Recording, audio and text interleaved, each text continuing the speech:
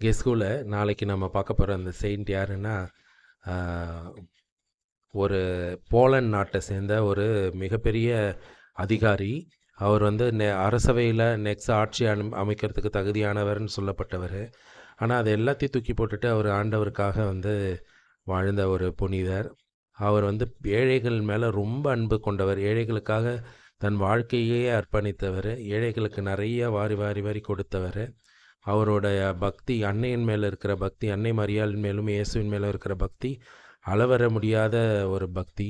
அவர் எழுதின பாடல்கள் வந்து இன்றைக்கும் வந்து ஃபேமஸாக சொல்லப்படுது. மாதாவுக்காக எழுதின பாட்டு ஓம்னி டை டி மரியான்னு சொல்லக்கூடிய பாட்டு. அதே மாதிரி அவரோட கல்லறையில் பயங்கரமான புதுமைகள்லாம் நடக்குது. அவர் டிபியால் பாதிக்கப்பட்டு இறந்தவர். ஆனாலும் அவரோட கல்லறையில் இன்னி வரைக்கும் வந்து ரொம்ப பெரிய புதுமைகள்லாம் நடக்கப்படுது. இவரோட படத்தில் வந்து இவரை 3 கைகள் வச்சு வரையப்பட்டிருக்கும். ஏன்னா அந்த அளவுக்கு 2 கை அவருக்கு போதலை, 3வது கை இருந்தால் இன்னும் நிறைய கொடுப்பாருன்னு சொல்லப்படுறதுக்கு அடையாளமாக இவரோட படத்தில் 3 கைகள் வைக்கப்பட்டிருக்கும்.